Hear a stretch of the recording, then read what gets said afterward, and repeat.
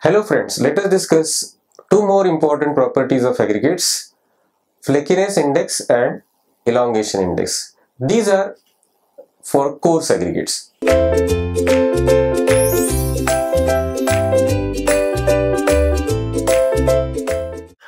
Now, as we have seen, the shape of the coarse aggregates which is required to be used in the concrete making should be mostly rounded.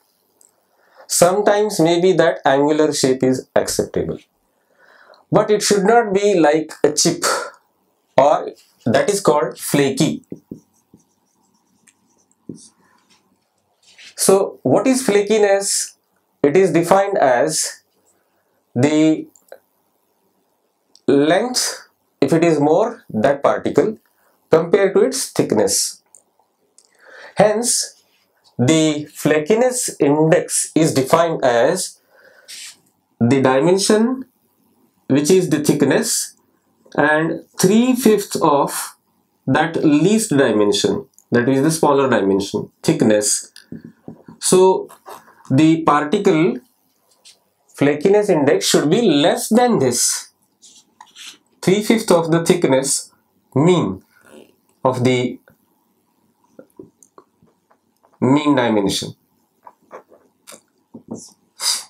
So the least dimension means the least dimension of the particle should be lesser than the ratio 3/5 of the mean dimension. This is the flakiness. So the flakiness index, we have the number, that means it is the least dimension of the particle should be less than the 3/5 of the mean size. And we have to test the sample of coarse aggregates for a particular value of flakiness index. Now for the ISUs, if you have a sample, ISUs you can start from 63, then 40, then 20, like that, again in a sequential manner, and you can have 200 pieces of a fraction, one particular fraction. 200 pieces of that coarse aggregates are selected, and the gauge, which is called the thickness, elongation gauge and thickness gauge, these two are the gauges used for finding out the flakiness index and elongation index. Thickness gauge is required to be used in case of flakiness index, and each particle will have to be passed through the slot. There are so many slots on that thickness gauge of a particular size again. So a particle is required to be passed through trial and error. So the particles which are passing and the retained particles, they are measured, and then we have the flakiness index calculation as given in that code. Similarly, in case of the length gauge, there is a different gauge. Now the particle, the elongation index will be measured by again the same procedure. We have the length gauge, and there we will be trying to pass that particular aggregate. When passing is there, we are making it okay. When it is not, we have to make the measurement of the weight. Now what is elongation index?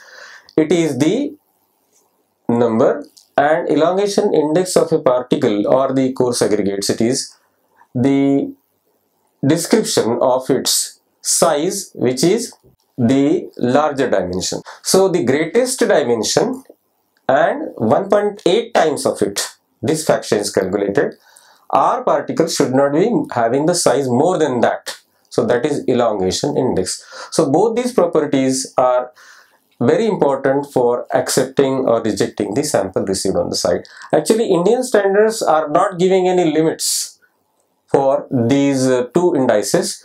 British standards they give, and we have just to follow the procedure and get the result.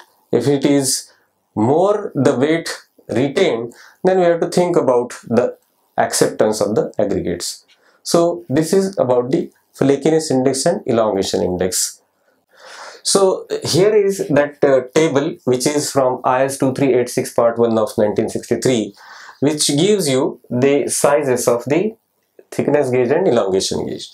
So size of aggregate thickness which are passing through the ice sieves, different ice sieves, and which are retained on the different ice sieves. So if you start from 63 mm, 50, 40, 31.5, 25, 10, 16, 12.5 and 10 mm, and retained on the immediately next sieves 50, 40, 31.5, 25, 20, 16, 12.5, 10 and another 6.3 mm.